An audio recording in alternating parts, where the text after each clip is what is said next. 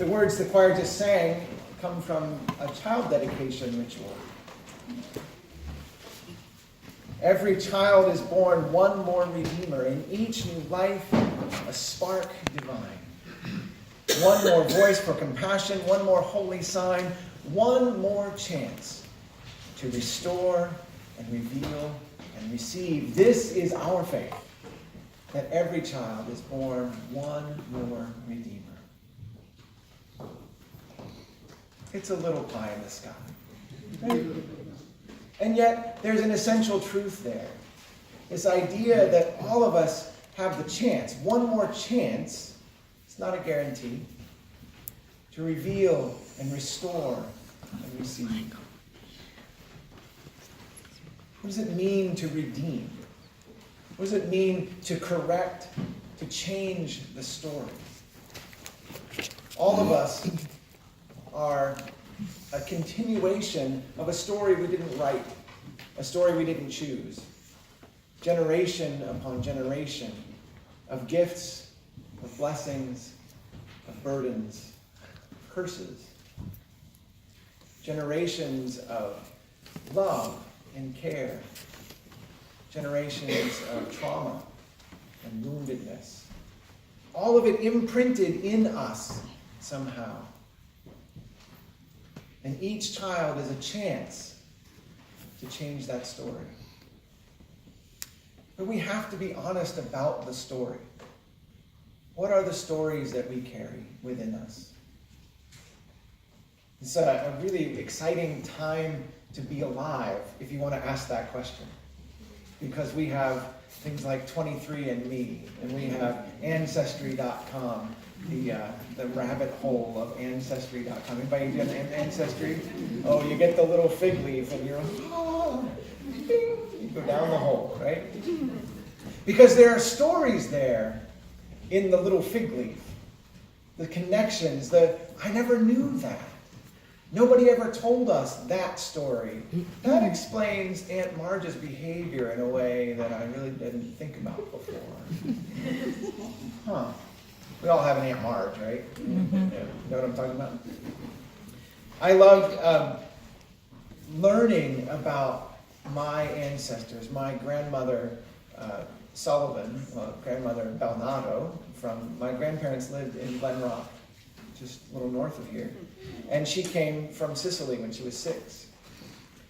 And in 1910 or so. And her father was the illegitimate child of a Jewish doctor and his housekeeper in Italy. Generational trauma. What's that do in your bones? The story of my grandfather, an Irish immigrant. His father was first generation from Ireland, had married a Dutch woman, worked on the railroad all his life. And we start to learn, ask questions about this uncle and that grandparent, and the stories of alcoholism and abuse that came up. Hard truths. And what I really wanted to know was my name, my Shelton name, who are my Shelton people? And it took a while before I finally found the trail to get back from my father, my grandfather, Shelton, all Tennesseans. And a lot of sad stories. My great-grandfather had a heart attack and died in a cafe when he was in his 50s. It's good to know that heart disease runs in your family. And you say, oh, I should probably take care of myself. Look at that. And I think his father had died in a mine accident in a crane that tipped over and fell into the mine, and he was in it. But luckily, my great-grandmother was already pregnant. Otherwise, I wouldn't be here. Wow. And I kept going back because I wanted to find out, where did we come from? And I found my first Tennessee ancestor, my great-great-great-great-great-grandfather, 7 generations ago, William Shelton, who moved to Giles County, Tennessee, which is about an hour and a half currently. I'm sure it took a lot longer then, south of Nashville. Giles County, the home of the Klan. Okay, So that's interesting. And William had moved to Tennessee somewhere between 1810 and 1820. We can tell by the census records from North Carolina. And I was so excited to find him. And when I found there was a census record from 1820 that listed William Shelton and his wife and their 18 slaves. Oh. Nobody knew that in my family, that someone generations back was a slave owner. Not a giant plantation. We all kind of thought that was the story. There were the few people who had lots of it. And you look through that census record and everybody had owned a few people back then in that part of the country. Wow. I am 7 generations removed from a slave owner. What does it mean to redeem the story? To redeem the narrative of my name? According to the patriarchal system we live in, I am the last of my name. There are no other Sheltons in my line. I have 2 daughters. If they keep their name, we'll see. I won't impress upon them what that means. Maybe they do, maybe they don't. And so what if this is it? What if I'm the end of the story? What if all of us are the end of the story? What commitment does that stoke in us? To change the narrative, to redeem the history that all of us have inherited, the good and the bad. Just the other day, Wednesday, in fact, if I can name drop a little bit, because I'm still kind of excited about this. The choir that I direct in Nashville was on stage at the Country Music Awards. I'm sure you all watched. And if anyone in this room watched the Country Music Awards, I'm like, yes, thank you so much. So I was contracted to put together a 60-voice gospel choir.